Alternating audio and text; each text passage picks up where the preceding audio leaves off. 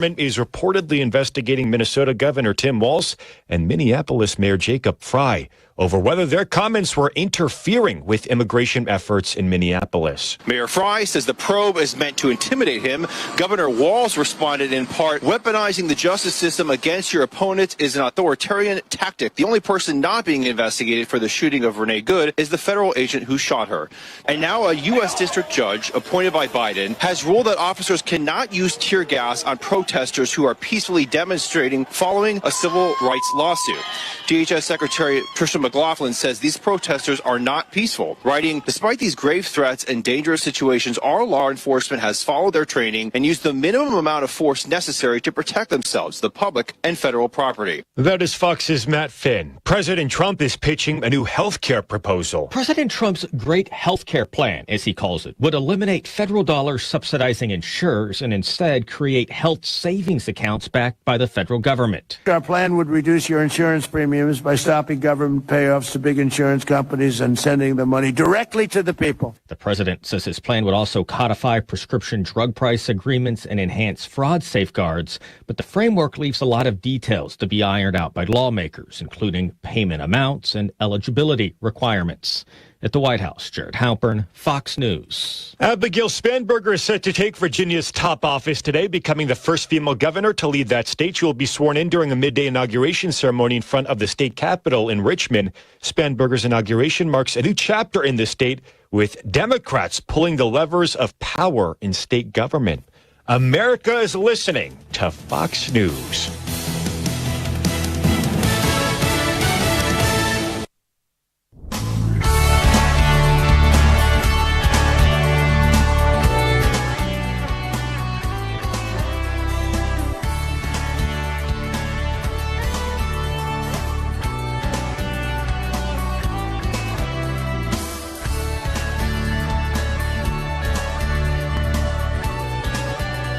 Good morning. Welcome to Winning at Life. Financial News Talk Radio. Awesome. Can kick off this new year, huh? Hopefully it's a good start. It's going to be a prosperous year. As things go, I think, isn't 2026 the year of the horse? Yeah. I had somebody telling me the other day, said, well, it's better than Year of the Rat. I said, when was that? They didn't know. I don't know either, so we're not having that there. But, hey, I like horses. That can work. I think it's the year of let's make some money. Past couple years, the market's done pretty well. I think it's going to be another good one as well. So, for new listeners, I'm Gregory Ricks. I'm your host. I've been doing this show somewhere about 15 years now. We bring it to you Saturday mornings. And we start at 10, and the show will wrap at 12 today. That's another big change for 2026. I don't know, for years, we did a 3-hour show, and the Year of the Horse, we're doing a 2-hour show from 10 a.m. to 12 noon. And then Dwayne Stein follows us, as he has for a long time, with his show at 12 noon instead of 1 p.m. So good information there. If you're new to the show, I'm founder, CEO of Gregory Ricks Total Wealth, and we've been advising and helping families for decades there. And we have 7 licensed people on staff from an advisor and analyst standpoint, and we have a pretty good bit of other people on support roles for client services, support of the advisor staff, so forth. 3 offices, Metairie, Louisiana, over on 2800 Veterans Memorial Boulevard.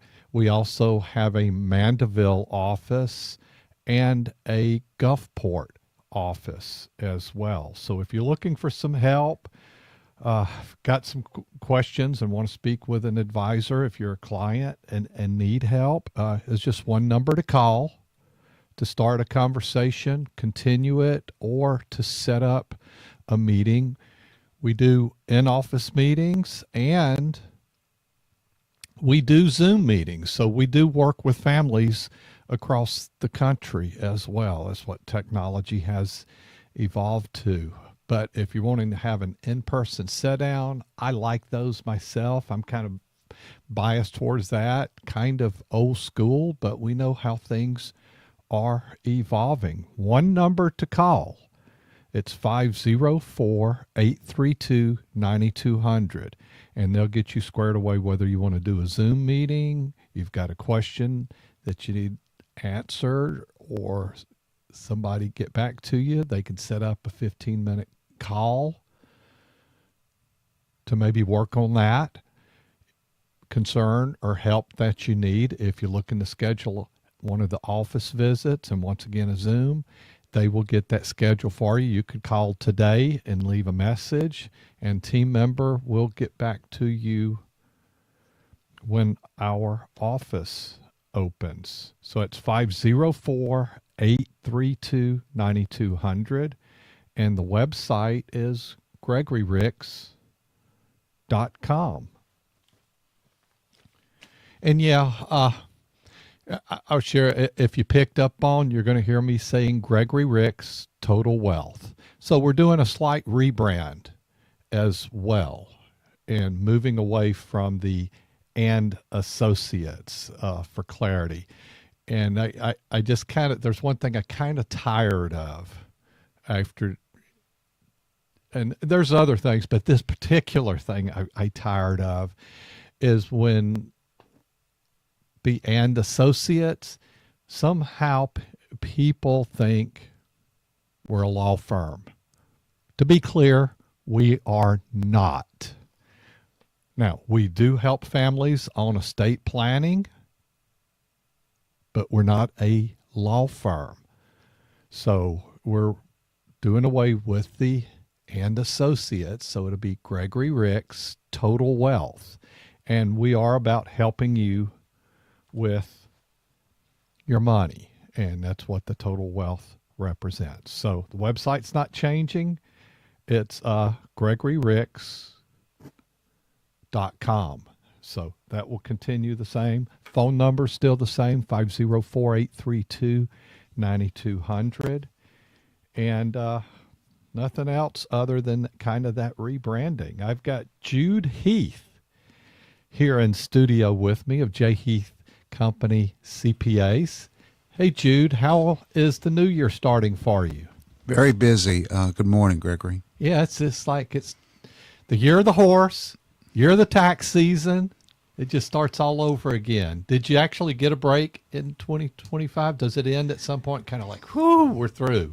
Actually, in 2025, we did work all the way through the holidays on estimates. As you said, 2025, people made a lot more money.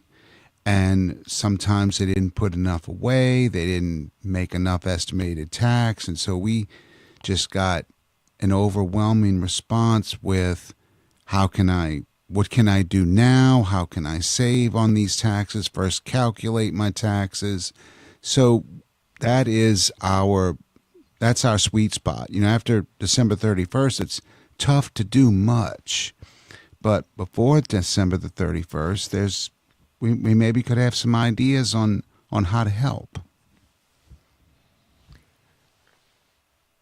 So kind of the kickoff is kind of what needs to be done this year. Last year was probably a good year for most people, maybe not everybody, but that's what we shoot for, is to improve income, business profits, and so forth. And now we're kind of having to clean that up because it's kind of going to be time to pay Uncle Sam his taxes or anything that's due at this time. I'm excited for 2026 and the opportunity to hit goals. And, so from a company goal, I'd say, yeah, we kind of fell a little bit short for our metrics, but I think we're going to surpass them this year. From a standpoint of taxes, as far as what should people be thinking about, 2025's over, but from a tax standpoint, it's kind of where now we start really dealing with what's in the past. What should we be thinking about shoring up? So, on the way in this morning, thinking about our conversation that we're going to have and what's important to us in the beginning of any tax year. And I know you and I share this ideology, planning for your retirement inch by inch is a cinch. And so you start the first of your year with planning, hey, let's max out on our retirement plan. Because as you know, I'm sure you deal with so many folks that you've got to get started on spending less than you make. And a good retirement plan, either at work or if you have to develop your own, you save on taxes, you put money away, you save for the future. And so from the perspective of January 1st is the perfect time to do that because you're planning for 2026. You're setting your forecast, you're setting your budgets, you're setting your expectations. And so, two accountants in the house, the first thing we do on the holidays is, we have budget meetings and forecast meetings and a glass of wine and we're pouring through our numbers. I know that's not everybody's, it doesn't get everybody excited. But you can take the very basics of what is your source of income? What are your expenses? Is there anything you can do to control those expenses? And how can you put something away, hopefully qualified pre-tax in a retirement first, or even better in a Roth, to put something away for the future and so that your money can work for you?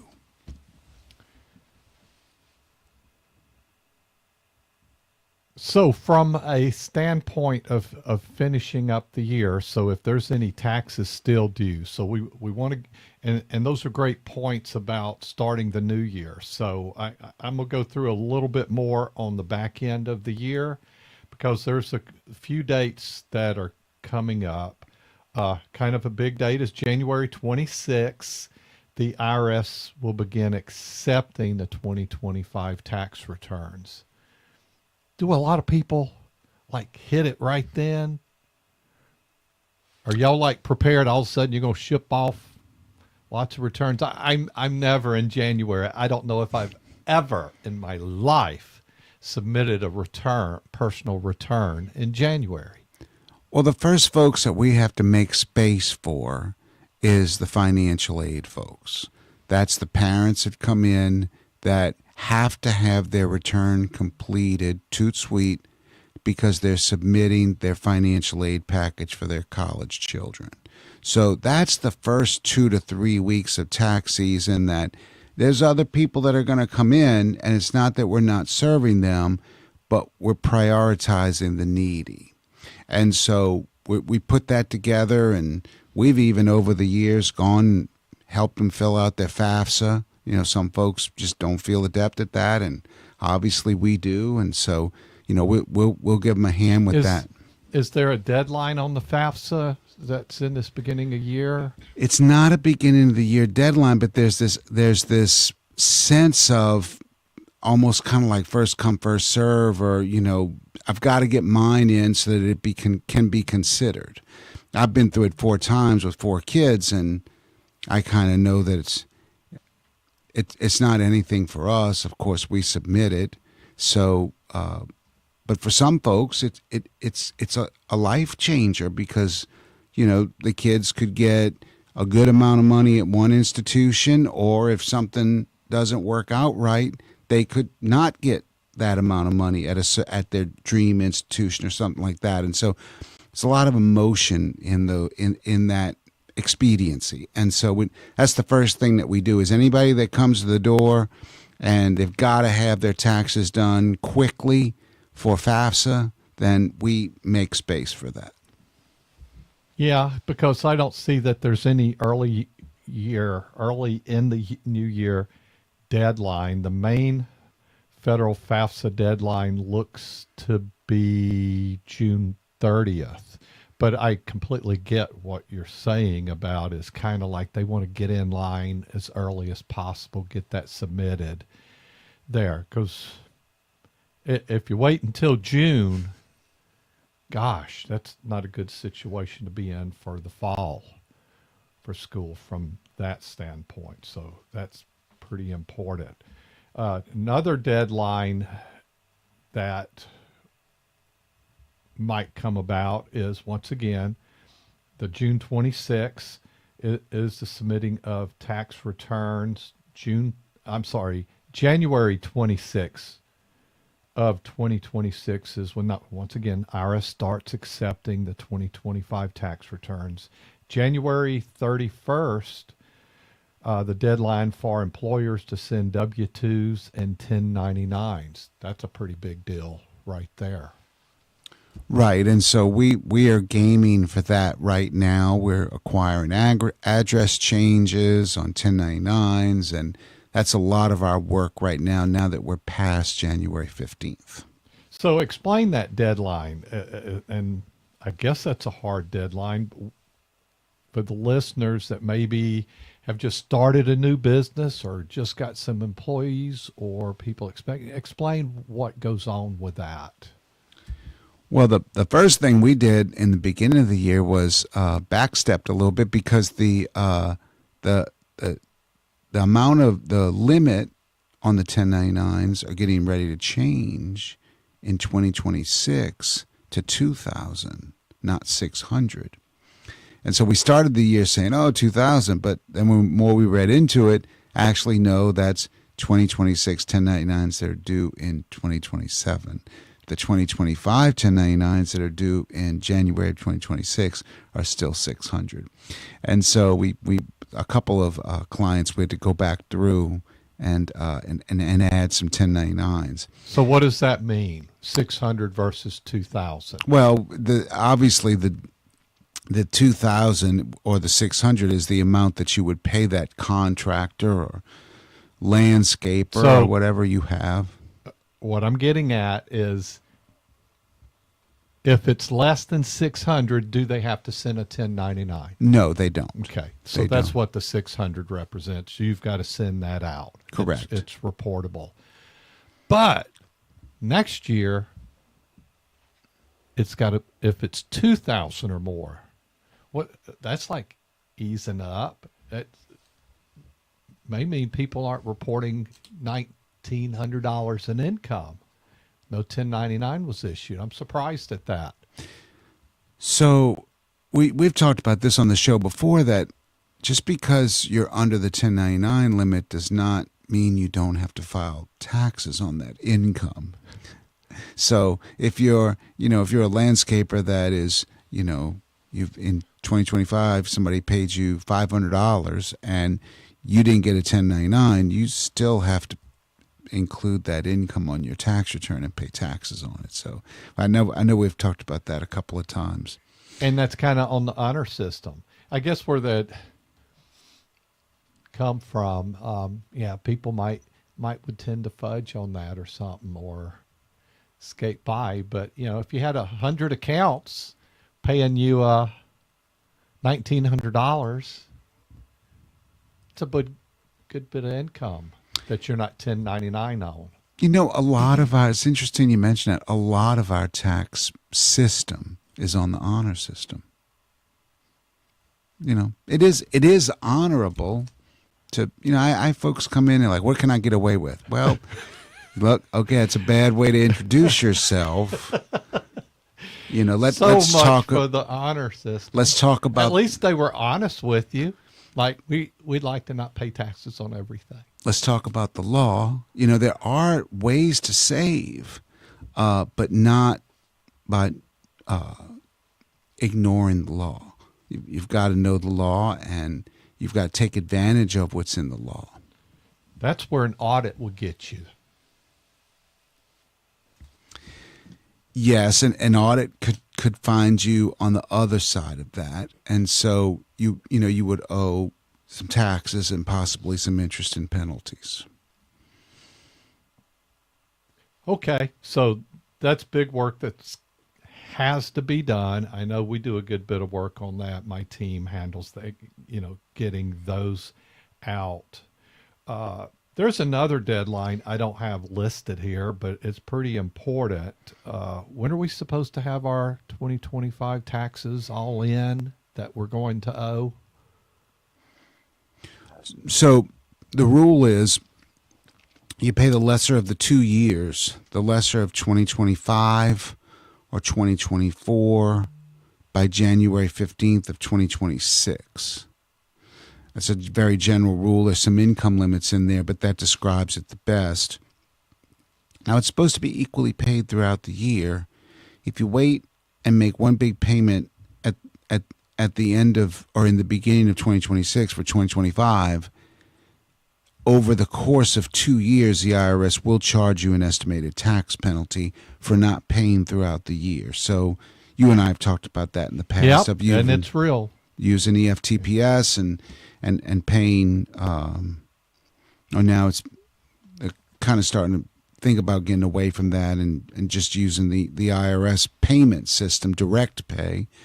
And you keep your confirmations and you keep all that in your tax paperwork and you pay it throughout the year as you earn it. And, the way that you've said that you look at it, and I've heard many business owners say this over the years, successful business owners, is that's not my money.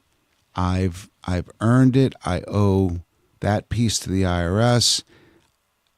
On time, I need to get that out of my account so that what's left is what we can what our firm has to work with.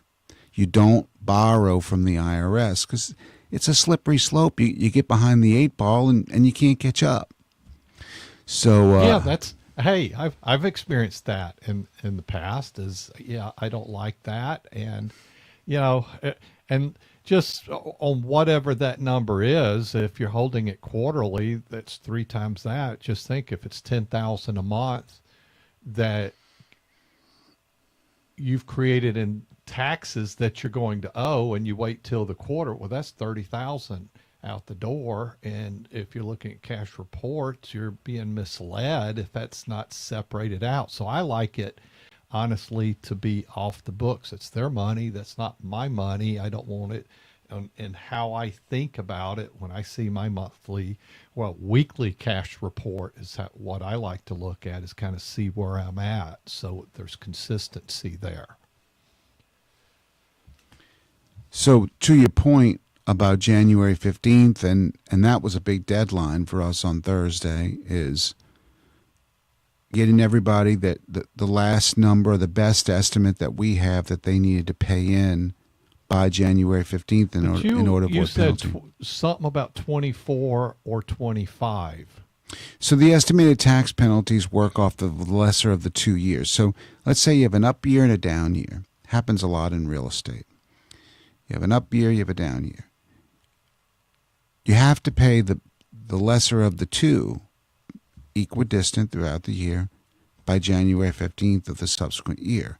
Now, obviously, you have to make up the difference on April the 15th or the filing deadline. Would you be penalized on that? Like, all of a sudden, well, I paid what I was supposed to in, but it turns out I'm owing $20,000 more.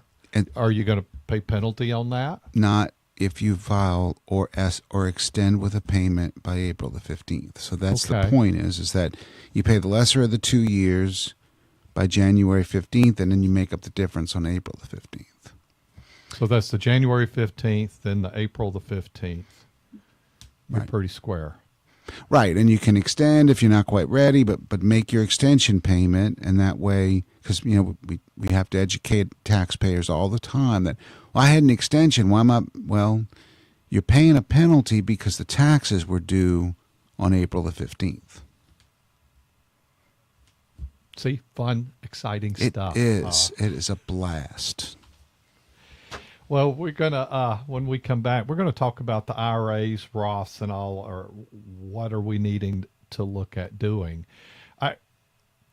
This is a great topic. I like running a business. I like a growing business. I like income. Now, none of us like paying taxes, but we want to minimize that. So I bet you probably have some tax ideas for us for 2026. Absolutely. Okay, so he's going to share that with us as well. I just think it's really important to make sure. Well, here's, in case I forget this, did we have an income amount change regarding how much income for Social Security? Did that change? Are you aware of that? Meaning, did they raise the FICA limit? Yeah, they do every year. I'll look it up at the break. And that's something to adjust if you're kind of wanting to max it, sort of from a business owner standpoint, wanting to max that contribution there. I know a lot of people want to minimize that. I'm on the other side, that I think you, business owner, you should up your income and get that. And, you know, and some business owners don't have their spouses on payroll, and so they're not getting it, but they're working in the business or helping the business. You got to put your spouse on the payroll there so that they have that going too. And maybe I just look at it different. We got 1 minute. What do you think on that? Yeah, we've always both of us been on payroll, and you know, you can look at it like it's a contribution to some sort of an annuity. If you think of the Social Security system as paying you or paying your spouse until death, and so I like the idea. You know, when we talk to business owners that are hiring and adding staff, you know, what we say is, you know, make sure that no one on your staff is being paid more than you. You're the owner. You know, consider yourself first. I know you have to pay staff, and I know you have to reward staff, and I know people have to feel good about their advancement potential at their jobs, but we see some owners come in and they're paying themselves half of what their lead guy is being paid. And so we always say, yes, pay your staff, but also give yourself a raise. Something to look at, but to maximize your FICA opportunity as a business owner is something to kind of look at now, or you got to be playing catch up on that. And we'll talk about our Roth contributions, IRA contributions. You want to take advantage of that. So we're breaking at 29. Okay. So I was just, for the listeners, the format has changed a little bit, that we basically run 2 half-hour segments now of the show. We used to have a commercial break about every quarter. Now it's at the top and bottom of the hour of our 2-hour show, Winning at Life with Gregory Ricks. You can hear the music there, but if you're looking for some financial help, want to speak with one of the advisors on our team, reach out to the office. The website is gregoryricks.com. And we're going to take a short break. We'll be right back.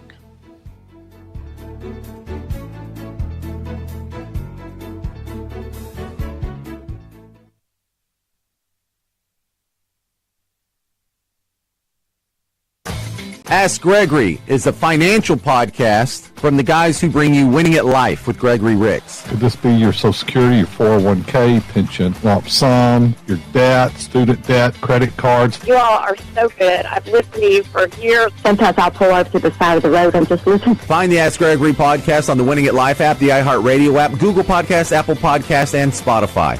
Investment advisory services offered through AE Wealth Management, LLC. Brave homeowners, marry the house, date the rate. Well, finally, mortgage rates are falling, which means better options for you. Now you can save hundreds, maybe thousands with a simple refinance. Let Mortgage Gumbo show you how. Visit mortgagegumbo.com. What's cooking, Gumbo Nation? This is Dwayne Stein with Mortgage Gumbo. Finally, interest rates are falling. Future homeowners, lower rates equals more home for your money. Visit MortgageGumbo.com to learn what your buying power is today. That's MortgageGumbo.com. If you like money, you'll love the Winning at Life app.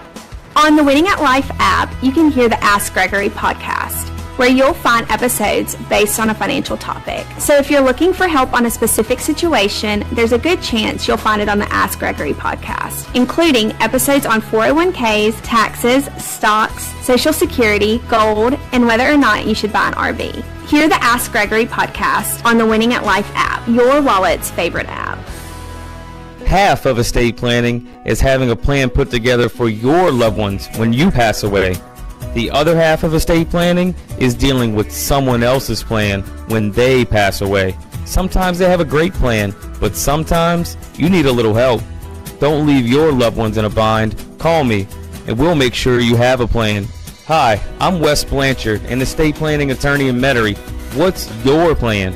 Find me at wjblanchardlaw.com. Mom, it stinks. Hush, I'm almost done. All right, now you're safe from bugs in the backyard. Don't let mosquitoes ruin your outdoor fun. Call Mosquito Joe today. When you call, they come out and they do the spraying. Mosquito Joe's time-release capsule lasts for about a month. No more sticky bug sprays. Take back your backyard. NewOrleans.mosquitojoe.com. NewOrleans.mosquitojoe.com. Winning at Life with Gregory Ricks is a copyright of Down South Strategies for the private use of our audience. Any unauthorized use of this broadcast without express consent is prohibited. For podcasts, show information, and contacts to our sponsors, go to winningatlife.com or download the Winning at Life app. If you have a financial situation and you're not quite sure what to do, you better call Gregory. We are Winning at Life with Gregory Riggs.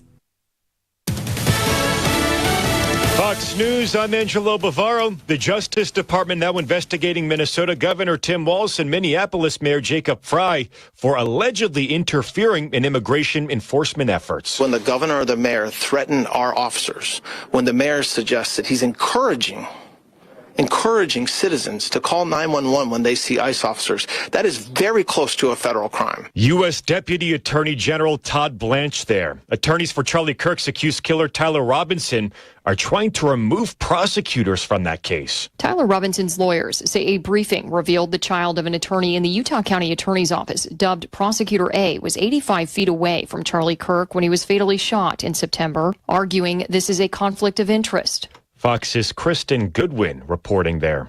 America's listening to Fox News.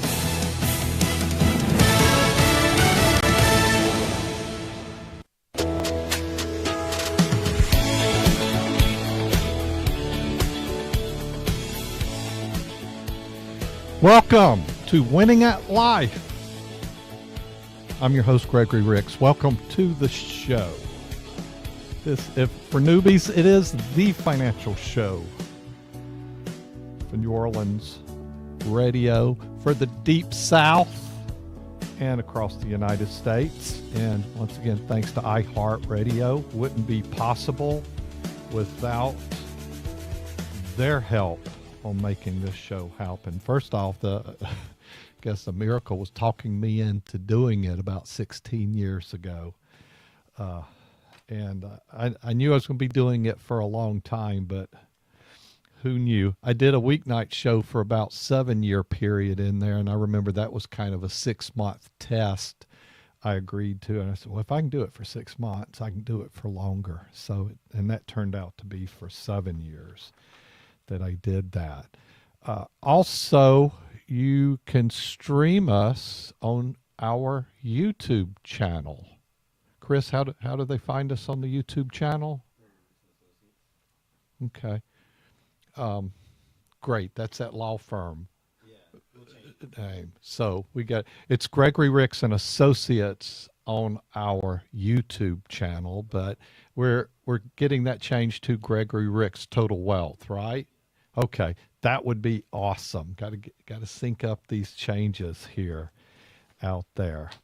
But I'm host of your show, but I'm also CEO founder of Gregory Ricks Total Wealth, and we help families with their investments, with their retirement planning, tax savings strategies, also estate planning as well. And you don't have retirement without income planning. And I think, and Jude Heath is here in studio with us. And one of the things is, I go back to that quote, and I'm not going to give it to you exact, but there's a famous quote by Judge Learned Hand, famous of being on the court. And he's basically stated that we're under no obligation to pay in taxes a dime more than we're required. So it is okay for us to put in effort to minimize that. Now, the IRS on the other side of they're just going to make sure you do pay what you're supposed to, but we're not obligated to pay any more than we have to. Now, if you feel like, Uncle Sam needs some help, is there a donation tab or something? Is there a GoFundMe for the United States? I don't think there is. Not that I I'm hadn't aware heard of of that. no. I honestly, I don't want to give them a penny more than I have to there. But I do want to pay what I'm supposed to. I do want to pay it monthly. Now, one of the things you brought up, I know we made our, and we're at the 17th, but I think that's why we did it the other day. My staff accountant say, hey, we've got to make a payment. You're going to get a code sent to you because we have to send some money to the IRS there. But I also remembered you said they're changing that portal. Is that right, or am I wrong? So we talked a few months ago about that they're going to taper down the number of EFTPS. And using, but they're not ending it. They're just not going to open more. Is that what you're saying? It seems like it's a shift in the way they're thinking, that they're wanting people to use this direct pay. What I don't like about the direct pay, or I should say positively, what I like about the EFTPS is that you can log in and get your history at a button, and I love that. It's like having your own personal tax paying account with the IRS. And so I just encourage the listeners to get their EFTPS account while they weren't, because they said they're going to start minimizing the number of EFTPS accounts. Like for so there was a due date there. Is there a date, say, with Louisiana taxes, Mississippi state taxes? Are those states on a similar rule to that? Yes, they followed the same, almost virtually the same estimated tax payment deadlines. Okay. Now, for Louisiana last year, that was kind of different year for taxes previous to others. Tax rates actually went down. Yes, in our projections, we had to make sure that we took into account the flat tax now that's in Louisiana. It's kind of nice. Yeah, I like that. Maybe they'll lower it some more for us as well. Because I back in, let's see, so 2024, it was a higher tax rate. I paid more in state taxes because of that higher rate. It was kind of nice and making the estimation, versus your jumping tax brackets on the monthly payments, kind of having to track, and we're doing it. I like to average it, but based upon what are we expecting to generate income for this year and what of our taxes being. And sometimes if we've done better, then we got to give them some more, because I kind of flat tax it but monetize it. But the state, that made the state really easy, it's just 3% based on profit that we've generated for that month to make those estimates. What about Mississippi? What's different about that? They've got something where they're winding down state income tax over a number of years. I did read something about that. I'm not as attuned to it, obviously, as Louisiana tax, but that would be wonderful if they kind of went the Florida route of not having an income tax. And they don't tax retirees is a simple way to Correct. put it there Yes. as well. Does Louisiana? They give you a tax, an income exemption for Social Security, but not for pensions or pulling money out of your IRA or retirement plan. Yeah, so that's a plus for Mississippi there on that. People change their address for that reason. Had anybody doing that lately?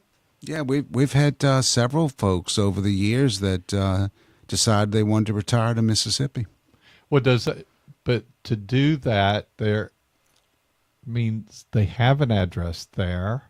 Do they have to back up by their driver's license being in Mississippi to prove? So that's always a fun topic is state, where do you live? Where do you really live? I live in Florida. There's no taxes there. Yeah, of course. Yeah, of course. So I heard somebody call it the free state of Florida. Some people try to live in a UPS box in Florida, and that doesn't work.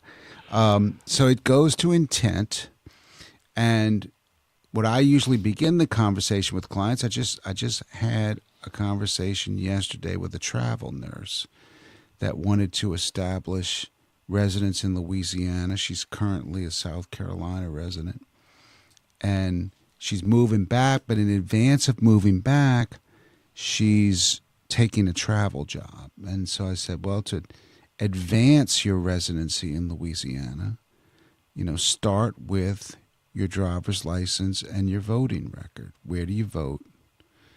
But some of the states in the East, the high tax states in the East, have been trying to trap some Florida residents because You're kind of, when you say East, you're kind of talking about Northeast, huh? Northeast, yeah. Okay. The high tax states, and they even go down to past voting and driver's license. They go, and of course car registration. They go to where do you hold your most prized art?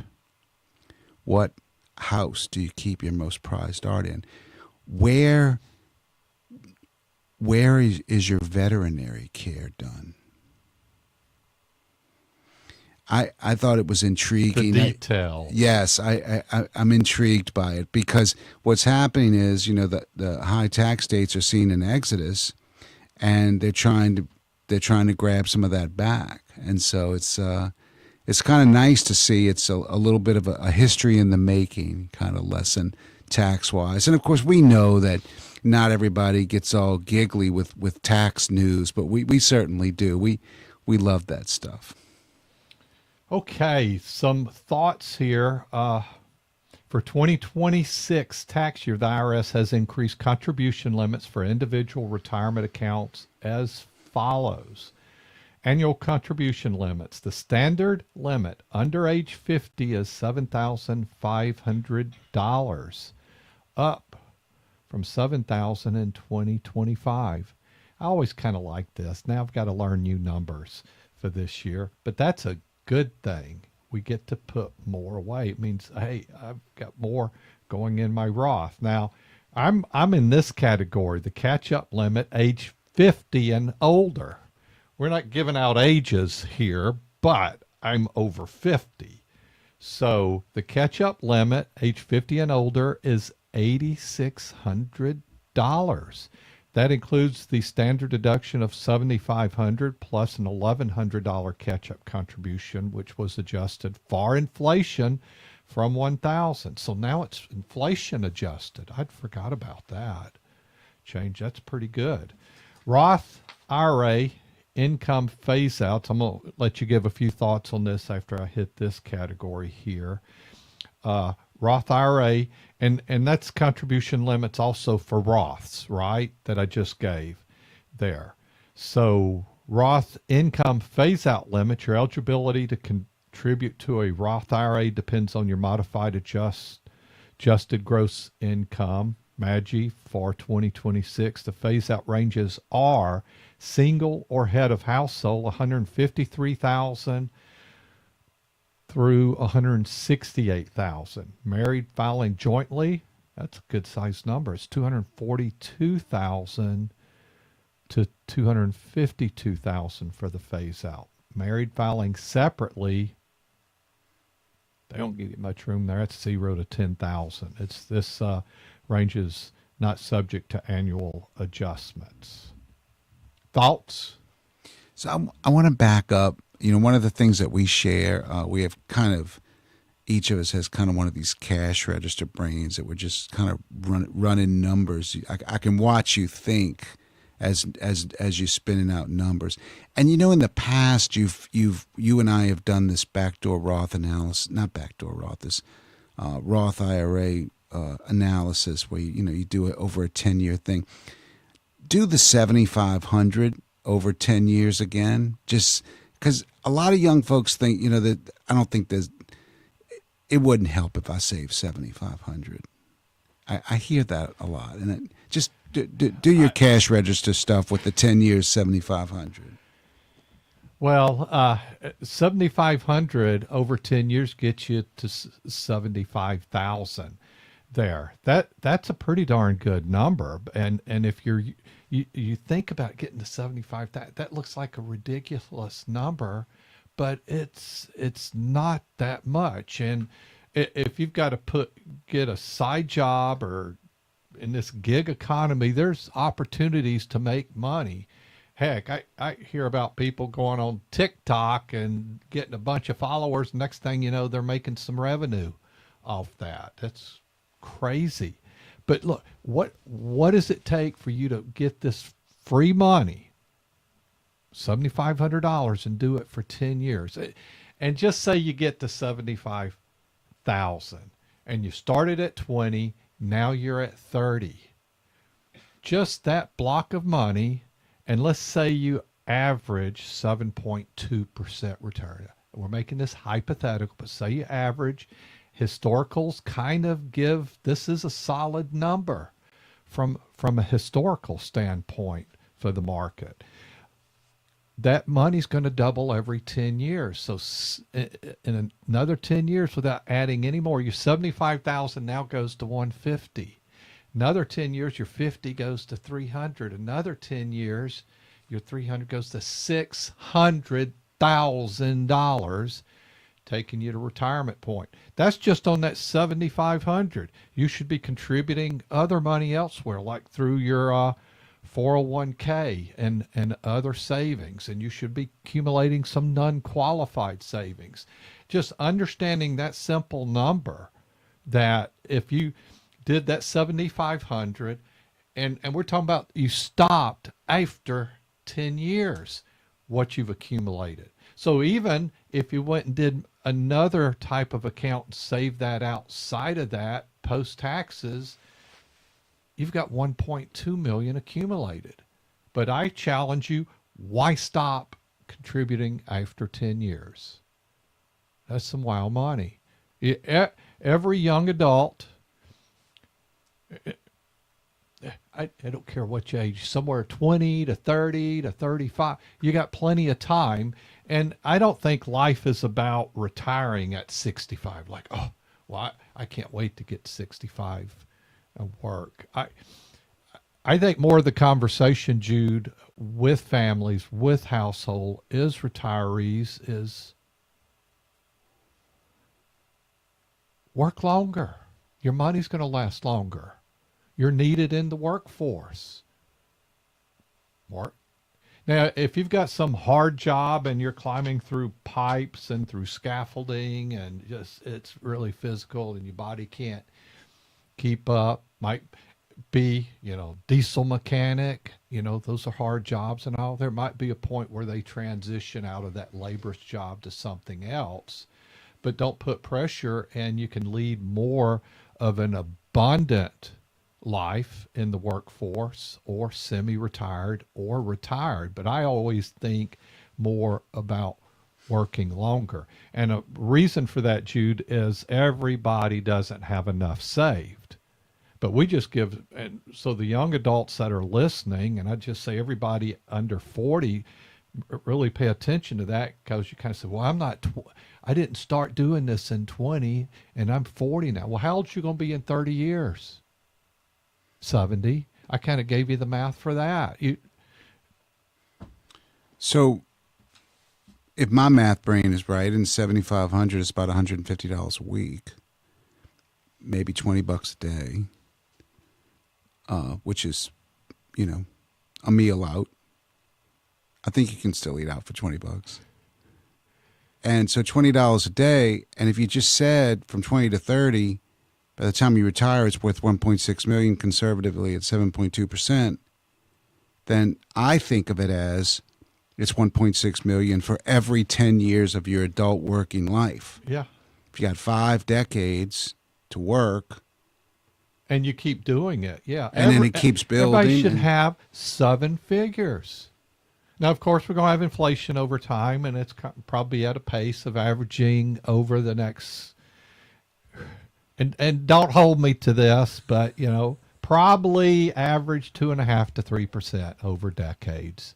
We'll have periods where it's less, periods where it's more, but just kind of average. You're losing some buying power, but we're growing it at a higher rate over time. And you've got to leave that money alone, forget it's there. But I'm glad you asked about that. That's always a fun topic when you think about it, because people don't think about it. It's actually kind of simple from that.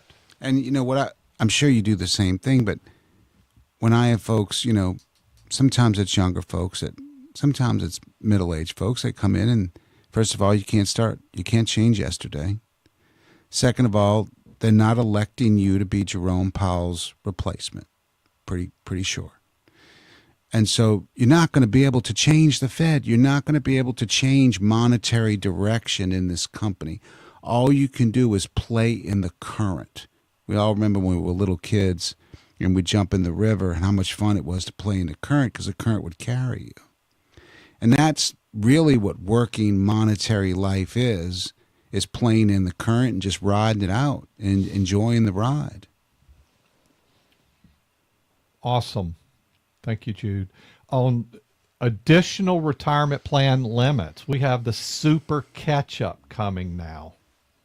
How about that? 401k, 403b, 457 super catch-up for 60-63. It's $11,250. Simple IRA, $5,250. Now we have the catch-ups for 50 and up, 8,000 and 4,000 respectively. Able to, and you're still working, and in your early 60s, you get to put away more money. So squeeze out some more.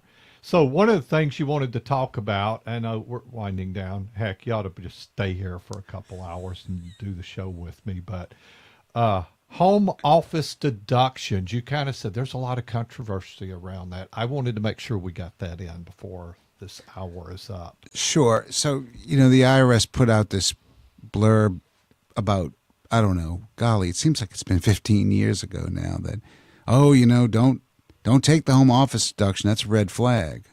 Now, I still have clients coming in saying, well, we can't take our home office deduction.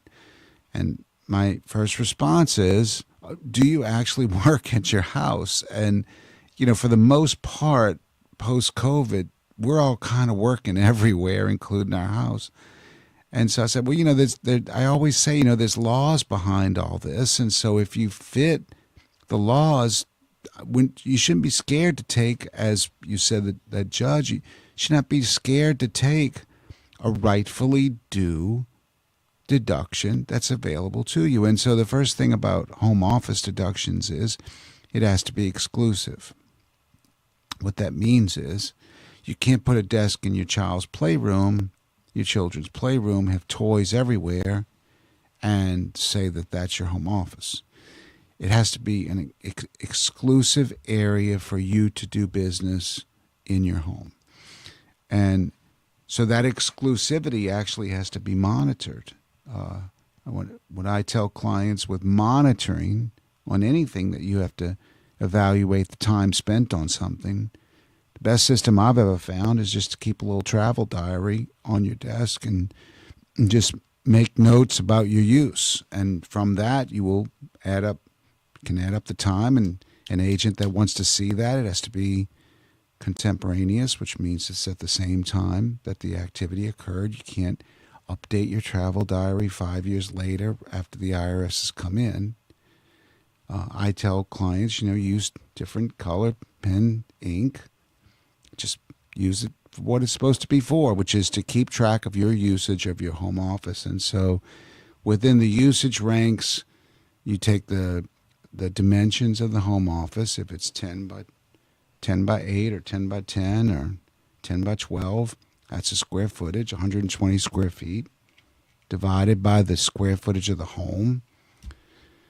And you take that percentage, and that's what you do of all upkeep, repairs, and what it costs to keep that home office going. So you replace a roof, you get to deduct whatever your percentage is, 10% of the replace a roof. You got your cable, you got your internet.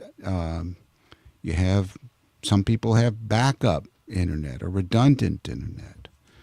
You've got your electricity, you've got your water, you've got your general repairs for keeping that home office together. Plus, you can take 100% of anything specific if you have somebody come in and build bookshelves in your home office. And so all that's available. Now, there's two ways to take home office. There's a simplified way, which is $5 a square foot up to $1,500 a year. That's one way to go. But I encourage clients to, beginning of the year, we're all starting to plan for our taxes for 2026. Just let's calculate the actual home office expenses for 2026 and see if we can do better than the simplified method. And one of the things I was talking with Gregory about during the break was, when you take a home office, let's say you're sole proprietor. Finish yours. Come on. Sole proprietor, best bet is simplified. But as an S corporation, your best bet is to write yourself a reimbursement check for all that. And we can talk about that another day. How do they reach you? So it's jheathcpa.com, 504-832-1873, or call Gregory's office.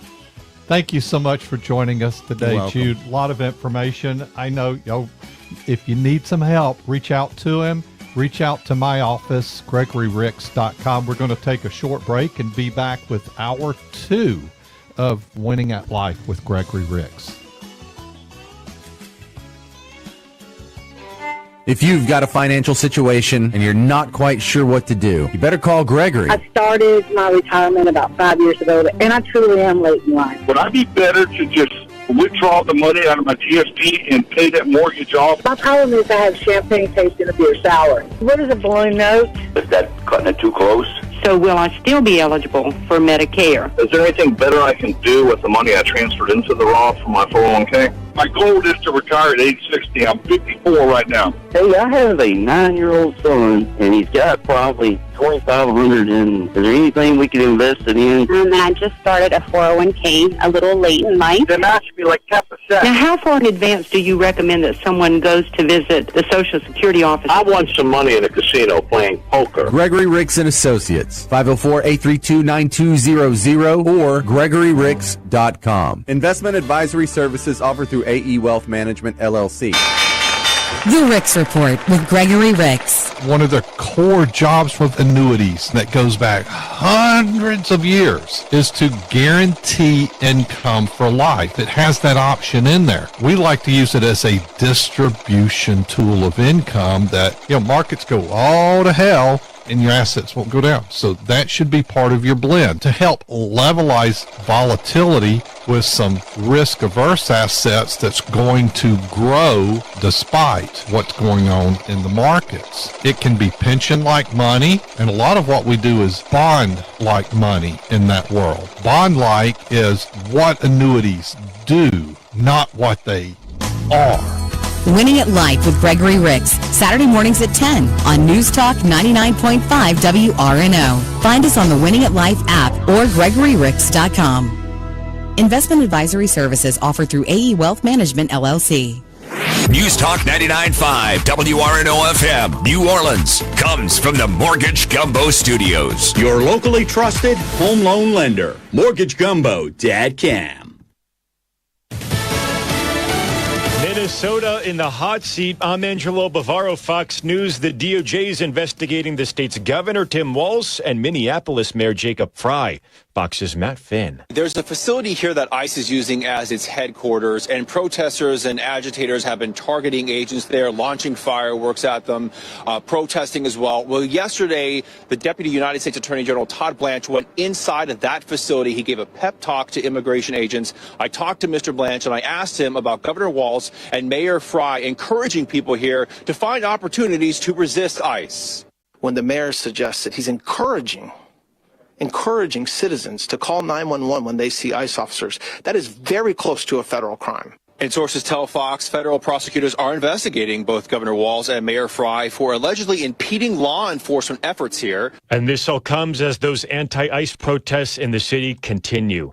President Trump is pitching a new health care proposal. President Trump's great health care plan, as he calls it, would eliminate federal dollars subsidizing insurers and instead create health savings accounts backed by the federal government. Our plan would reduce your insurance premiums by stopping government payoffs to big insurance companies and sending the money directly to the people. The president says his plan would also codify prescription drug price agreements and enhance fraud safeguards, but the framework leaves a lot of details to be ironed out by lawmakers, including payment amounts and eligibility requirements. At the White House, Jared Halpern, Fox News. Abigail Spanberger is set to take Virginia's top office today, becoming the first female governor to lead that state. She'll be sworn in during a midday inauguration ceremony in front of the state capitol in Richmond. Spanberger's inauguration marks a new chapter in the state, with Democrats pulling the levers of power in state government. America is listening to Fox News.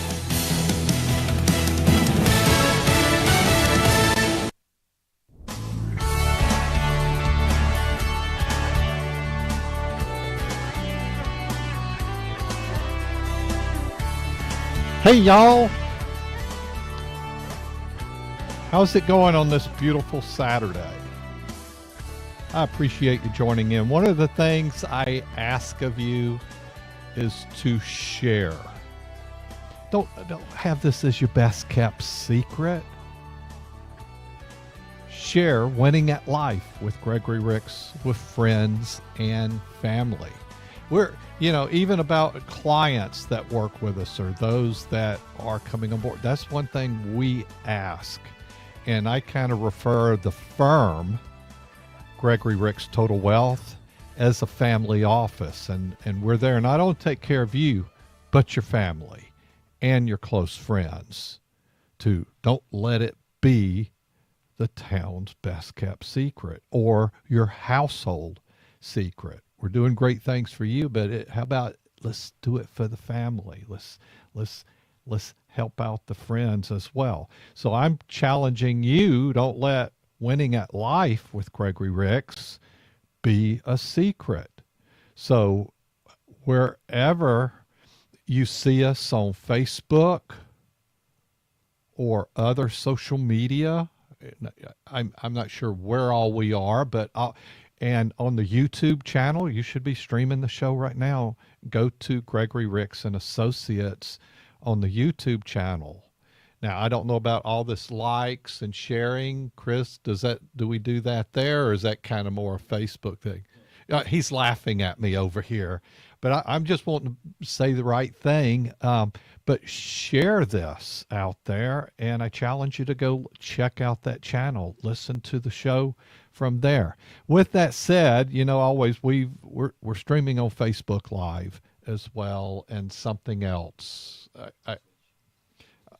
I'm not sure, but the YouTube channel for sure. We want to encourage you to go and utilize and check out our Facebook pages as well. My personal page, Gregory Ricks, and then we've got Gregory Ricks and Associates. We also have Winning at Life with Gregory Ricks that we're streaming on. But I'll encourage you, go utilize that YouTube channel. Chris is doing a great job. It's being transformed. There's a lot of information. We've got long full meal of stuff, but you can take bites at a time as well and educate yourself. And then I've got the book, Retirement Deserves a Helpful Hand. In 2026, I'm going to be laying down my next book as well. So maybe, and I don't hold me to some hard deadline, but I would like to say by the end of 2026, I'll have another book ready to go to the publisher on that. And I'm just excited about the concept of that as well. And if you want a signed copy, which we could hook you up with, just ask for that as well. Reach out to the website. There's a chat box, or email info@gregoryricks.com, or call the office 504-832-9200. So if you're listening to us in Florida, Texas, Alabama, Mississippi, or here in Louisiana, where I'm hosting the show, just reach out to us. If you're looking for some financial guidance, want to start a discussion, exploratory of how to improve what you're doing, or to actually get a plan built. You know, a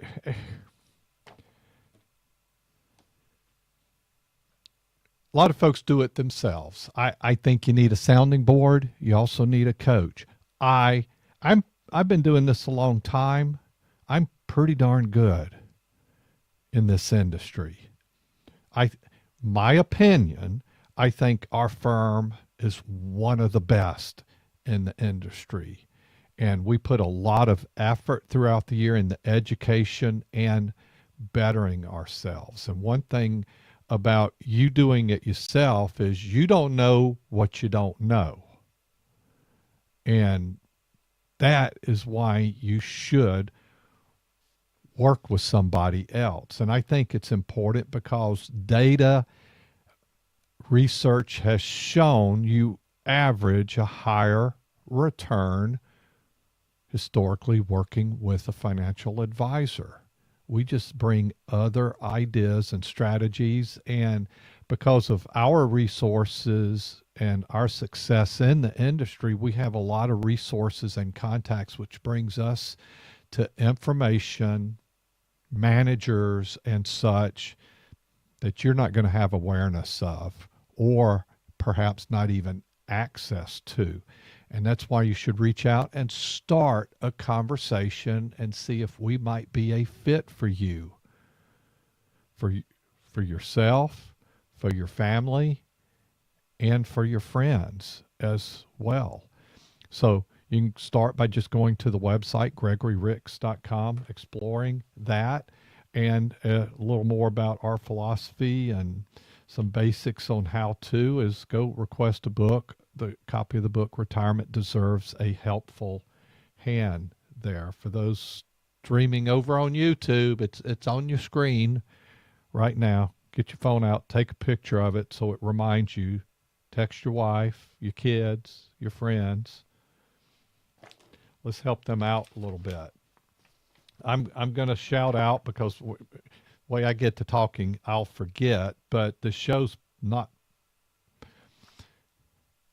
possible without help from others. And I'll start with one of the biggest bases for us being here is iHeartMedia. Big shout out to them in helping get this show kicked off years ago. But JJSaudioandvideo.com, he helps us with security cameras, recording systems, and so forth, entertainment systems. He's helped me with that. Jeff's a good guy. Just reach out to him, 504-638-0906.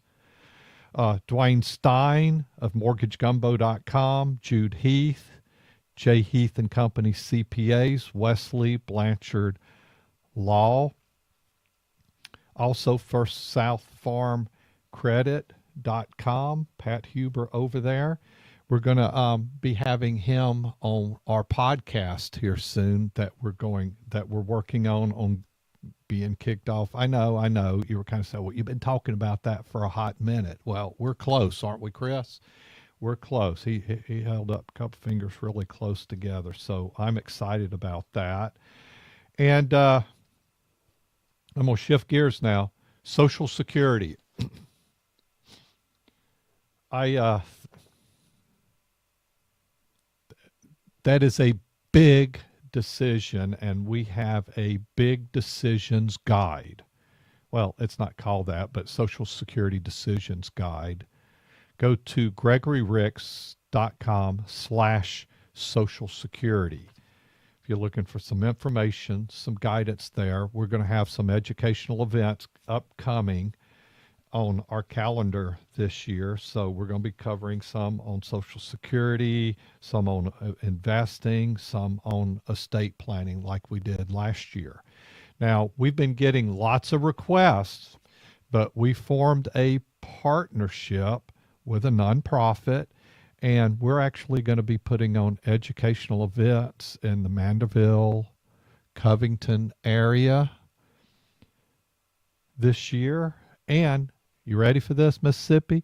Over on the Gulf Coast, we're going to be doing some, and we might have our first one on the Gulf Coast on the back end of February. We're going to try to get this worked out next week and start getting tentative dates to tell you about also on that. So where we've been doing this in the Metairie area, we do and going to give you online access to educational events as well, and do some online courses, events as well. Might be a little bit shorter version of what we do on the educational classes. I think those educational classes on the North Shore of the New Orleans area, which I'm referring to Mandeville, Covington, Beta Springs, all in that region.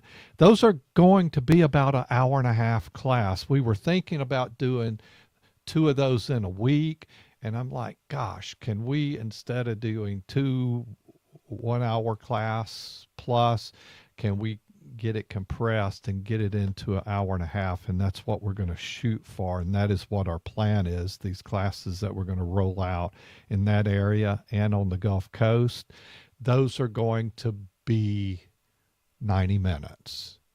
Going to be compact with information and no obligation, but I just think we've been getting a lot of requests, and I actually been hearing you, so we've been working on that for a few months. So we've got a number of the advisors that are going to be, that's on our team, involved in teaching those courses as well. So pretty excited about that. Earlier in the show today, we kind of talked about some of the new rules regarding contributions and such, and I just hit that real quick for those of you that just joined us this hour. Annual contributions, the standard limit for under age 50 for your IRA and Roth contributions up to $7,500. It's up from $7,000 in 2025. It's pretty cool. Now it's $7,500. And if you're age 50 and older, that goes up to $8,600 total. That includes the $7,500 plus an $1,100 catch-up contribution that was adjusted for inflation from $1,000. The phase-out adjustments have been adjusted for 2026. I won't go through all that detail, but what it means is you've got opportunity to save more, especially getting into Roth accounts, whether you're doing so inside of your 401k or your traditional IRA or Roth programs as well. I think that's really a big deal to take advantage of that. So there's a lot of parts to what we do, but I think tax strategies are crucial. So when you sit down with our team, that's part of the conversation. It's also getting return, not exposing yourself to excess volatility. We want to help you get a better return from that standpoint. As I said, let's minimize taxes and maximize contribution out there also. So that's kind of important. One of the topics I'll talk with you now about, and I think this is really important. And look, the markets have pullbacks from time to time. Like, can we guess where it's going to be? No. But what we need to do is be positioned for it happening, that it's not going to be like catastrophic. Had somebody saying at a conference I was at recently, actually a few days ago, one of the things is great service is what brings clients to us, and all the different things that we can do. And they also said, and what will get you fired is volatility. So what's important in that is to understand that when volatility happens, to minimize that. So in one essence, your portfolio should not be completely exposed to downside risk. And that's where for most families, I'd say I have this 50-50 philosophy where 50% of the assets can have exposure to risk and 50% of the assets should not be exposed to risk. That's kind of a loose rule that I have. Now, of that 50% that's exposed to risk, I'm not saying, well, then you should have half that money, that half should be in the S&P 500. And that is not what I'm saying. Maybe a third of that half could be correlated directly to markets. But I think you have to have diversification in that. And we also like buffers. And I would probably say 2/3 of that probably should have buffers in the mix where we're capturing upside, and might be a cap on that, subject to how much downside protection we're having limits to.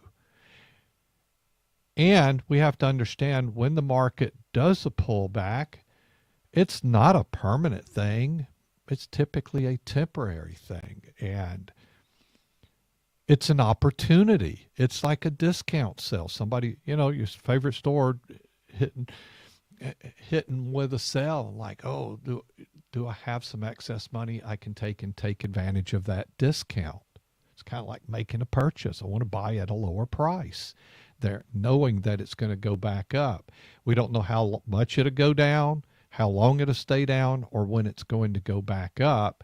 But if you look at ebb and flows over the market, one of the things I'm actually, for when you come into our offices, I'm going to have these large charts for you to look at histories of the market. We're going to get those hanging on some walls there. So I'm kind of excited, been doing a little bit of research, and maybe we'll have those in and hung here in a few weeks. So I think that's kind of when you get to see, pictures tell a story, and that's kind of conceptually, I'd like that to help explain to you on how we can do that. So it's really important. Let's talk about sequence of return risk. Retirement planning is multifaceted endeavor that encompasses everything from asset allocation to healthcare costs.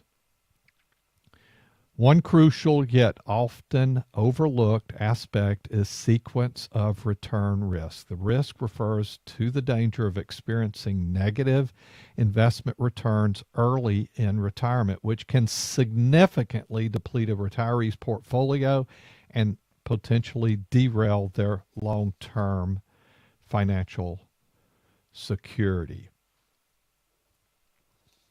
This is an article here. I don't have the publication, but it's by Robert Guy that was published about a year ago, and he could have written it 5 years ago. He could write it next year. And what we have to understand is what we're talking about is what is sequence of return risk. Sequence of return risk stems from the timing of investment returns rather than the average rate of return itself, because average rate of return can be misleading. It primarily affects retirees who depend on their investment portfolios for income. When the market experiences a downturn early in retirement, retirees face the double whammy of withdrawing funds from a shrinking portfolio while simultaneously experiencing losses.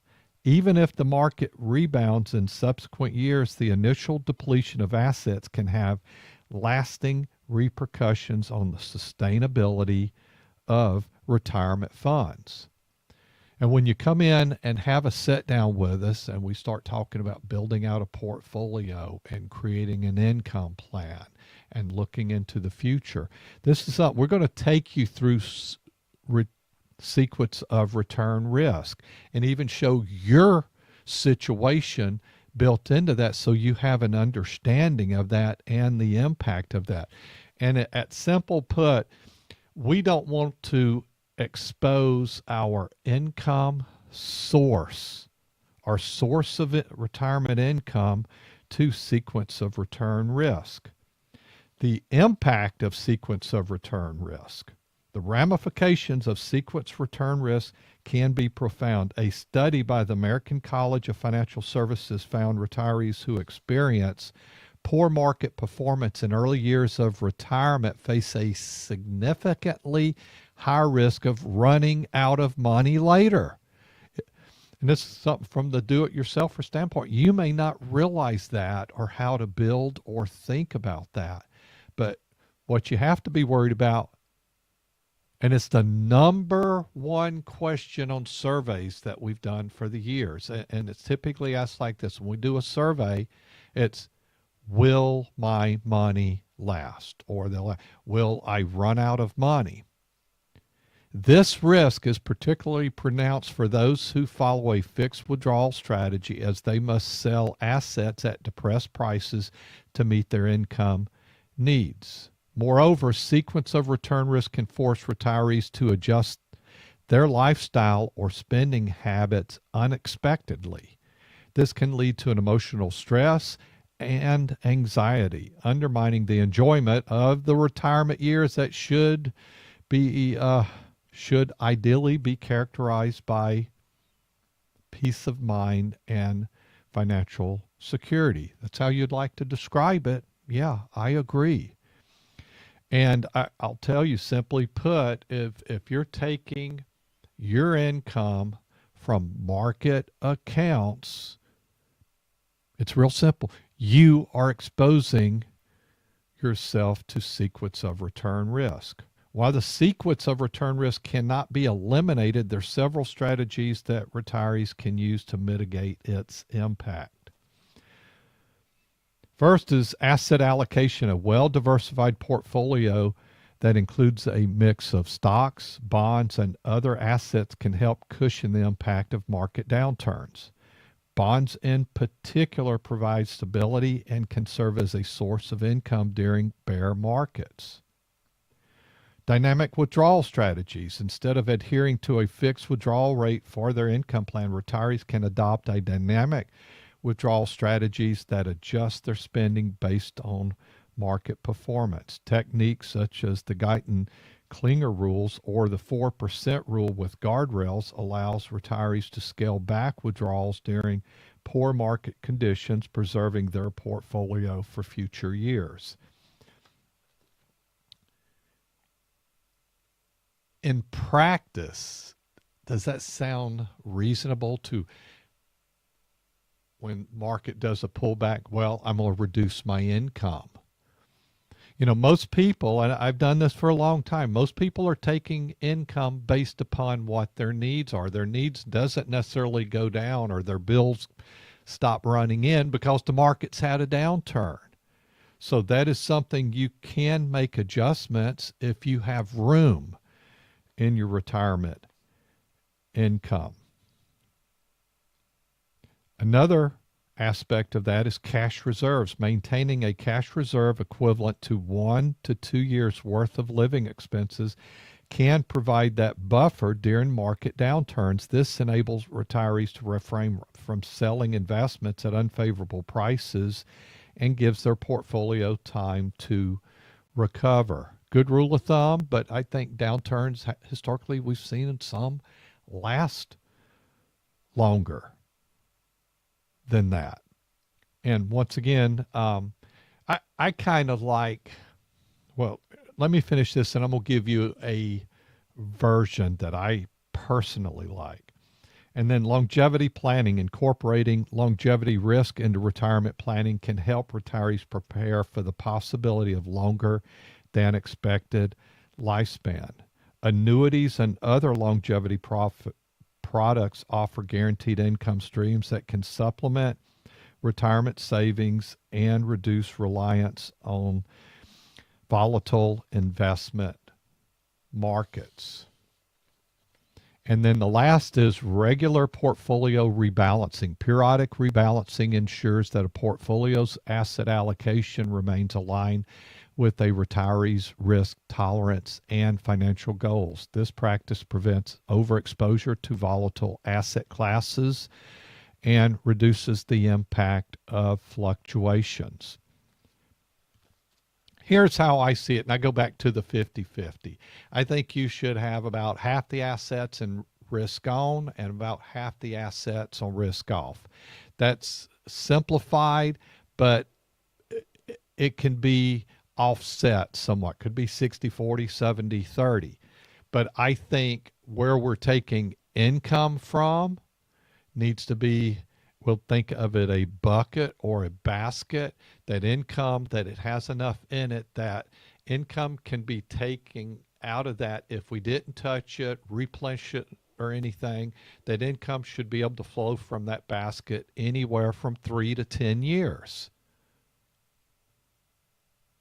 Or think about it just simply in the middle as about 5 years.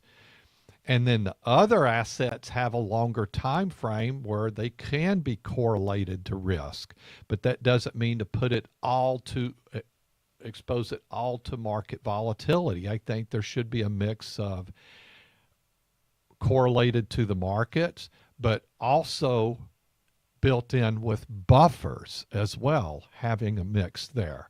And then that last part would be the regular portfolio rebalancing. Occasionally, we're shifting money to shift from the market-oriented side over to the income basket that you're kicking out income into the future.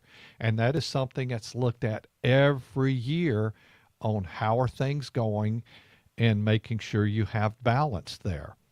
I like, to let the horses run, and that's the money that has time frame, and that's kind of 10-year money. That's market money. Shorter period of money should be the income side there, and we don't want income being impacted, so I don't want volatility impacting that as well. So this short talk I've given you here is really important part of income planning, and to be able to reason and think through it. Sequence of return risk poses a significant threat to retirees' financial security, especially in the area of increasing market volatility and uncertainty. It's like the do-it-yourselfers. You know what they typically do? They're too much exposed to risk, and they don't understand this sequence of return risk or to have that risk-off portfolio. And we have some pretty neat financial tools we utilize for that. So understanding the nature of this risk and implementing prudent mitigation strategies, retirees can safeguard their retirement income and enjoy a more stable and fulfilling post-work life. I was having this discussion with a friend recently about that's doing some creative things by himself. He said, I've watched some YouTube channels and I think I got a handle on it. I just said, be careful with that. One day you're not going to be able to do it. Or if you move on, is your wife going to be capable of doing that? I say call our office, Gregory Ricks, Total Wealth, and get some help. We'll be right back.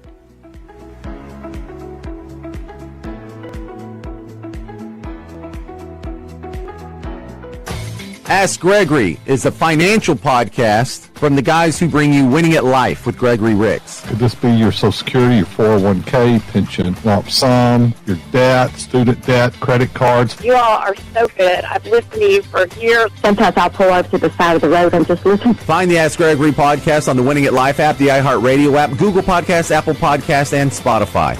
Investment advisory services offered through AE Wealth Management, LLC. Brave homeowners, marry the house, date the rate. Well, finally, mortgage rates are falling, which means better options for you. Now you can save hundreds, maybe thousands with a simple refinance. Let Mortgage Gumbo show you how. Visit mortgagegumbo.com. What's cooking, Gumbo Nation? This is Dwayne Stein with Mortgage Gumbo. Finally, interest rates are falling. Future homeowners, lower rates equals more home for your money. Visit mortgagegumbo.com to learn what your buying power is today. That's mortgagegumbo.com. If you like money, you'll love the Winning at Life app. On the Winning at Life app, you can hear the Ask Gregory podcast, where you'll find episodes based on a financial topic. So if you're looking for help on a specific situation, there's a good chance you'll find it on the Ask Gregory podcast, including episodes on 401ks, taxes, stocks, Social Security, gold, and whether or not you should buy an RV. Hear the Ask Gregory podcast on the Winning at Life app, your wallet's favorite app.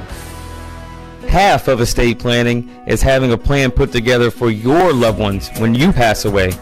The other half of estate planning is dealing with someone else's plan when they pass away. Sometimes they have a great plan, but sometimes you need a little help. Don't leave your loved ones in a bind. Call me, and we'll make sure you have a plan. Hi, I'm Wes Blanchard, an estate planning attorney in Metairie. What's your plan? Find me at wjblanchardlaw.com. Mom, it stinks. Hush, I'm almost done. All right, now you're safe from bugs in the backyard. Don't let mosquitoes ruin your outdoor fun. Call Mosquito Joe today. When you call, they come out and they do the spraying. Mosquito Joe's time-release capsule lasts for about a month. No more sticky bug sprays. Take back your backyard. NewOrleans.mosquitojoe.com. NewOrleans.mosquitojoe.com. Winning at Life with Gregory Ricks is a copyright of Down South Strategies for the private use of our audience. Any unauthorized use of this broadcast without express consent is prohibited. For podcasts, show information, and contacts to our sponsors, go to winningatlife.com or download the Winning at Life app. If you have a financial situation and you're not quite sure what to do, you better call Gregory. We are Winning at Life with Gregory Ricks. News. I'm Paul Stevens. A gunman on the loose after killing one person, injuring three others at the historic Dookie Chase restaurant Friday night in New Orleans. The deceased victim ran into the restaurant. It is unfortunate that all of our victims, other than the decedent, are visitors to our city. And that we're so sorry for that, because that's not who we are. New Orleans Police Superintendent Ann Kirkpatrick, the Justice Department investigating Minnesota Governor Tim Walz and Minneapolis Mayor Jacob Fry for possibly impeding ICE agents. Border Czar Tom Homan on Fox. Fry and Walz could fix this today. Let us into jail so you can arrest a public safety threat and the safety and security of a jail rather than forcing us into the street to find these bad guys. A judge, meantime, banning the use of chemical irritants against peaceful protesters. America's listening to Fox News.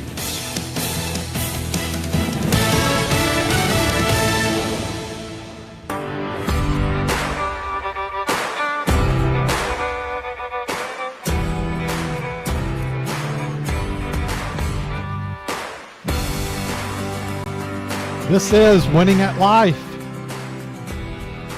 Hey, are you streaming? Give me a thumbs up. Give me a wave. A shout out. Share the show. If you're streaming on our YouTube channel, that's Gregory Ricks and Associates, our YouTube channel. Go over there and stream and do it for the rest of the show, okay? That kind of helps our numbers. You know what I mean? If you don't, try it. You might get addicted to it. That'd be awesome. That means you're going to be getting better financially with your knowledge out there. We're also streaming on Facebook Live as well. And check out our pages, Gregory Ricks and Associates, the Winning at Life page also, and my personal page. Guess what the name is on my personal page? You're right. Go check out those pages as well. Did I tell you the YouTube channel? Go over there and look. There's a lot of educational stuff that we've putting up. We added Chris to our team last year to head this up, and he is the real deal, doing a great job. Doing a great job. My book, Retirement Deserves a Helpful Hand, big hit for us. And you can go to Amazon and get a copy. I suggest you go to Amazon, get like 20 of them or something, and send to all your friends. I was just throwing a number out there. But look, I'll help you with that. And if you want a signed copy, I'll help you with that. I'll send you a book. If you got some friends, have them reach out to us, and we can hook them up and sign copies. So that's Retirement Deserves a Helpful Hand by Gregory Ricks. Exciting stuff. I don't know. It's I think what I might do is kind of cover some chapters of the book here with you in the coming weeks on the show a little bit. Now, I'm not going to sit here and read the whole book to you or anything and create an audible, but we're going to do that as well. One of the topics we talked about earlier in the show is really important.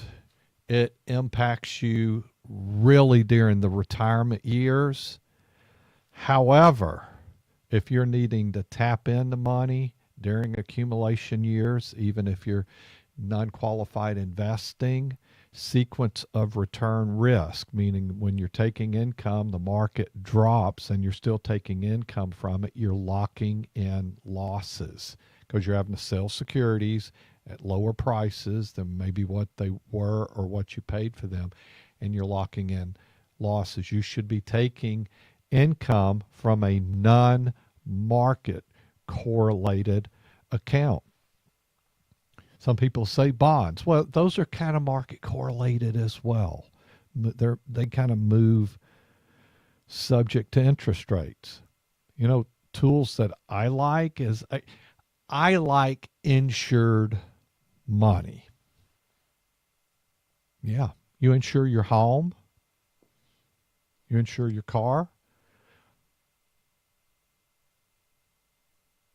I just got the vibe. So somebody said, well, I don't, but well, you should. That's pretty darn risky in either account, not doing that. I think you should have insured money support part of your retirement plan. What I mean by that, I like fixed, and that's an important word, fixed annuities, not variable, but fixed annuities, which means an insurance company is taking on the risk and backing that. And it's subject to the claims paying ability of the insurance company, so you need to choose a quality one. We're pretty good at handling that.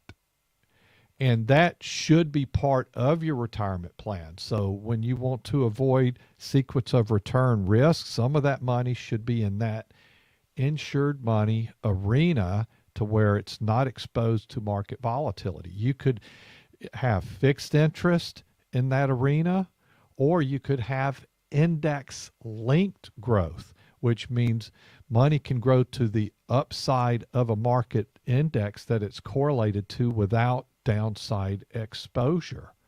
So you could possibly have average better return than actual interest rates. But what it does is take volatility off the plate, and that's an account that you can feed more into from the market side that we talked about earlier on kind of how to set up a retirement plan that helps you avoid sequence of return risk. And I like me some fixed indexed annuities. I like me some interest linked annuities. And we've got some structure where you could use the interest rate account or the index account or a mix of both. We have some clients that kind of, they like even more money in that arena because it just reduces worry for them also out there. And once again, we're pretty adapted in that arena. There's a lot of companies and a lot of products out there, and we have a reduced grid. We utilize probably less than 10 when there's hundreds out there and even more of that of types of products. So we don't use just anybody or everybody, but we kind of look each year and we update it kind of quarterly. How does our grid look? Are these the best ones to use for our clients? And we just actually had a sit down recently, actually about 2 weeks ago, and kind of did a review over making sure our grid that we've got laid out that we're happy with and takes care of clients' needs that come in there. Because things do change, companies adjust products and so forth, and we stay on top of that. Just the same way as on the market side of the strategies, the portfolio managers, the buffers that we're using, the indices that we're connecting to. We're always looking at how that's moving. Of course, we have a daily awareness, but we're kind of looking at every month and overall of what adjustments are we needing to make, what's changed, is everything in line, and then we kind of have a different, even deeper dive on a quarterly basis with some of the firms and managers that are helping us along those ways. So it's quite a bit of work that we do out there from that standpoint. So hopefully this helps you. If you're finding some of this helpful, but you're wanting more, as I mentioned, we're adding a lot of stuff to our YouTube channel, so go check it out, Gregory Ricks and Associates. But if this is kind of leading that, like, yeah, I need to go speak with the Gregory Ricks Total Wealth team. And it's real simple. Wherever you're listening to this show from, there's only one number to call, 504-832-9200 to start a conversation. We've got somebody now that'll take your call, and a team member will follow up with you when we're back in the office beginning of the week. And whether you're wherever you're listening across the country, but if you're on the Gulf Coast of Mississippi, North Shore, New Orleans, or access to those offices, or in the metro area of New Orleans and Metairie, we have a Metairie office, a Mandeville, Louisiana office, and a Gulfport, Mississippi office that you could set up a meeting and come into the office and meet some of our team, have a meeting with an advisor. Sometimes you might have 2 licensed people involved in that meeting because we like the team effect. And there's one number to call, 504-832-9200 to get that going, or go to GregoryRicks.com. There's a chat box, and you've got the capability of going there and requesting. And I'm going to give you one more. I know loading you up with a bunch of stuff here, but info@GregoryRicks.com is a place to email us. And I'd surely like to hear from you and sharing on the show if there's some topics you want to hear discussed that would be like kind of like, oh, Gregory, you hadn't talked about this in a while, and we're going to be bringing you some new stuff that we're working on.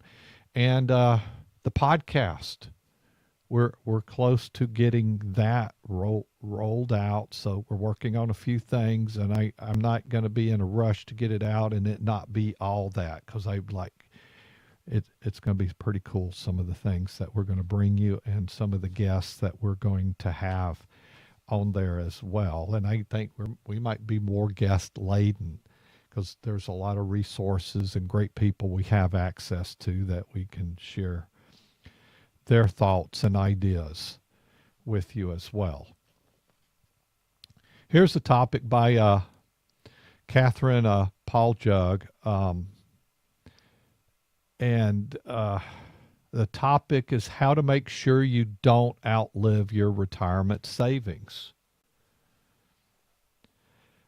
I'll give you a simple thought here from that on how I think about that.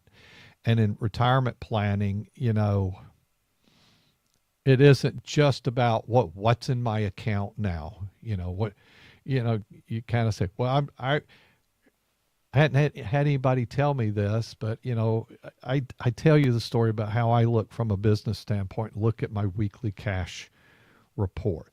That's simplified, but that grew from something simple to there's a lot of data actually on that page that I look at. But the first place I look is what does my cash report look like, cumulative of all of my companies there. Simple look. And I know what that ebb and flow is. And if I want to look at a history of it, I have access to that to kind of like, has something changed? What's this? Did I miss something? But there's an ebb and flow. I hadn't had anybody say, well, that's the way I look at my retirement report. I just kind of look at the balance each week and whether I'm good or bad. And I think you need a little more planning than that. Because from a retirement account standpoint, I'm looking at also how is this trending over time? And I think it should be going up over time. Wouldn't you agree? And then I have an expectation of where it should be in 5, 10, 15 years. So I what are my quick looks is where's the account now? And based upon current expectations, what does it look like in 15 years? And then I'll also look, what does it look like in 5, 10, and 15 years? That's just kind of how I'm wired from a retirement standpoint. What's that? How's our road trip going? Well, I'm looking at, down the road some. The other day I was following a map and I was out on the interstate and was kind of looking at mapping out, how you can squeeze on maps and shrink it down, because it's just showing you what you're going to your next turn or next few miles. But I wanted to see what does it look further up the road. Then I kind of go back to right now. And when you kind of start it, you look at your overall journey. And retirement planning is not really any different. We're kind of looking, keep an eye on it as we go. But at points, I want to see where am I at 5, 10, 15 years out. And then I want to jump a long ways out. I don't know where the end is going to be on retirement. We do know on our road trip where the end is going to be. But we want to see how that looks. So I'll take a look 30 years out, and I might even go further out there.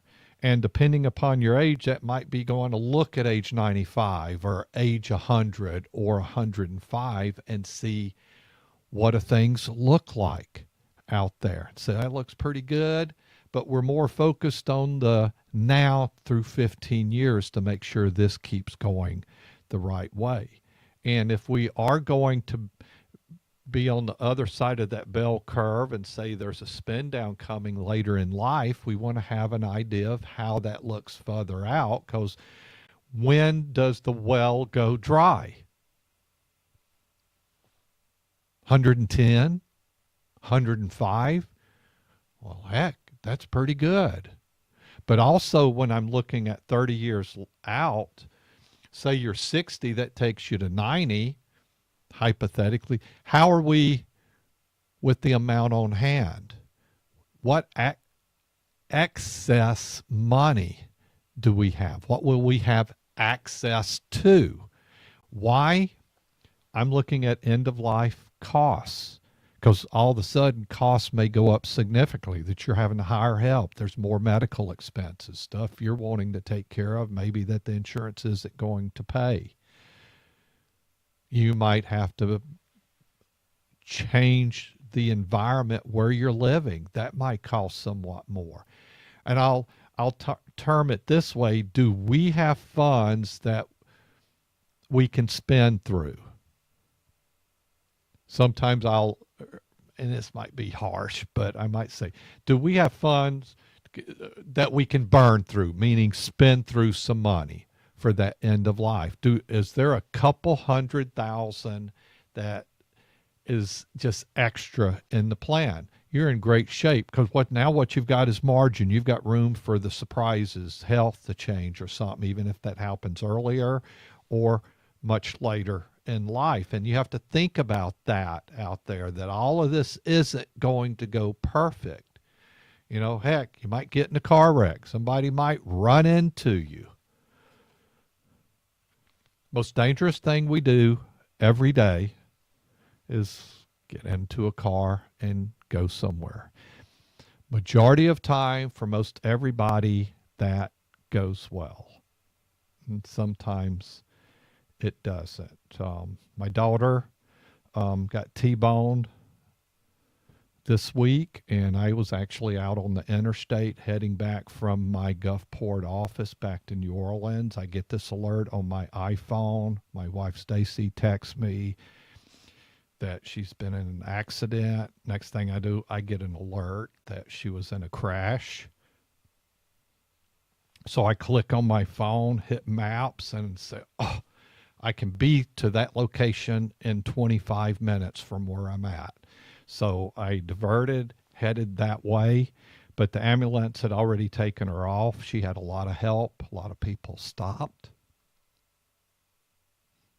But I still went on to the scene to see what happened, get pictures, talk to the state police and stuff.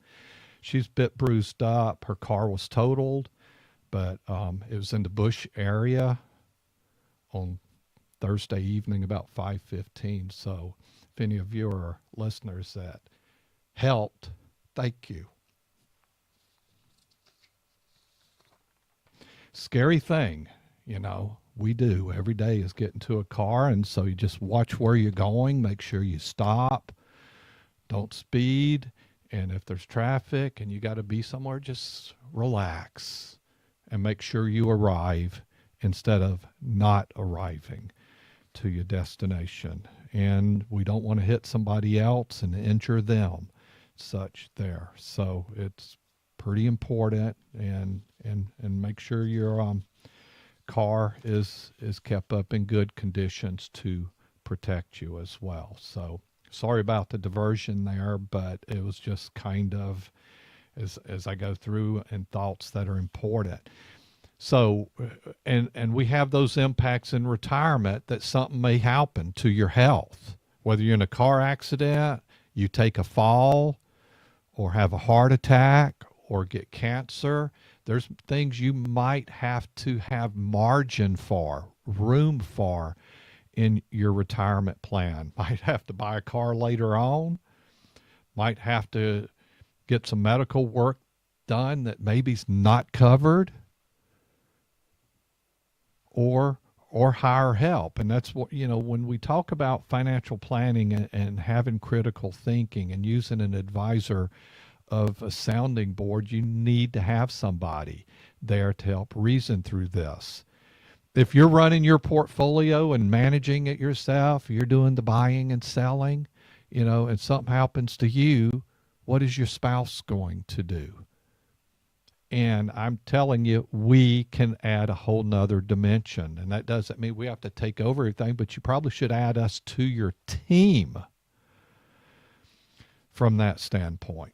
So reach out to us. 504-832-9200 is the office number to set up a 15-minute call, set up a Zoom, or come into one of our offices, Metairie, Louisiana, Mandeville, Louisiana, and Gulfport, Mississippi. In this article by Catherine Paljug, key takeaways: financial planners say retirees are more likely to outlive their savings due to poor planning and spending habits. That's why you should have a coach. They might have some suggestions for you that maybe you shouldn't do that. Maybe you should curtail that. You know, one of the big questions we have when people come in is, when can I retire? And the other question is, when should I start getting help? I'm going to tell you, regardless of age, now. You might say, well, Gregory, I'm only 40. I've only got $150,000 in my 401k. You should reach out to us and utilize our 401k analyzer program, to where people with just 401ks, and maybe, you know, you don't have much savings outside of that, but you know, kind of what Jude and I talked earlier about, if you're saving $7,500 a year and you're in your 20s, probably at retirement time, and you did that for 10 years and stop, averaging 7.2%, you're going to have around $600,000 in your retirement. You keep saving, you're going to have over $1 million. And that's in your 401k. It could be even more. You should utilize some help to make sure you're making good decisions within your portfolio and have it properly allocated. Our 401k analyzer program allows you to utilize an advisor. We'll do an in-office meeting once a year or Zoom, coupled with a second meeting each year, which if you've done an in-office meeting, the second meeting that year will be done by Zoom. If you need it in office, let us know. And we will help you with your 401k. It'll be a really sweet deal for you. We think it's that important. So reach out to us, and if you're looking for more information, email info@gregoryricks.com or call the office as well. You know, the website is gregoryricks.com. But to get help on those 401ks and any other questions, gosh, I've got so much more to cover. You know what we'll do? We'll do this again next Saturday at 10 a.m. and we'll carry it till noon. Dwayne Stein's going to be coming up right after the show here. I appreciate you. It is always so fun and exhilarating to do this show with you. Request a copy of our book. Y'all have a great, blessed weekend. I'll see you next Saturday.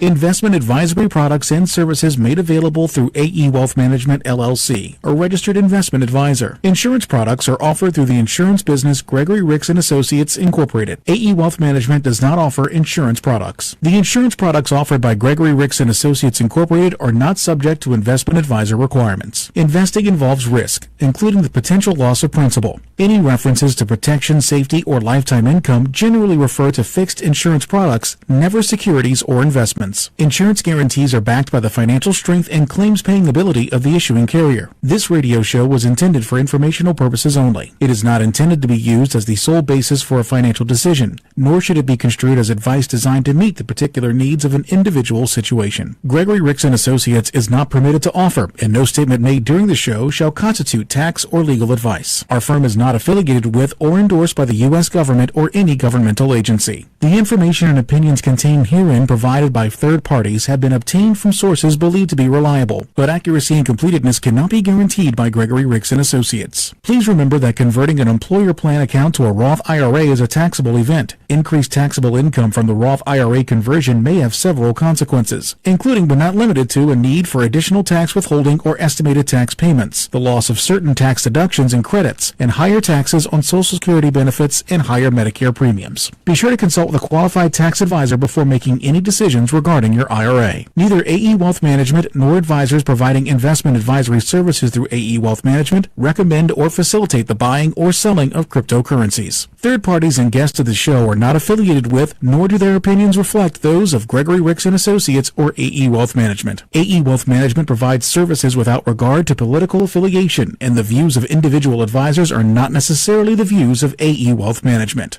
We are winning at life.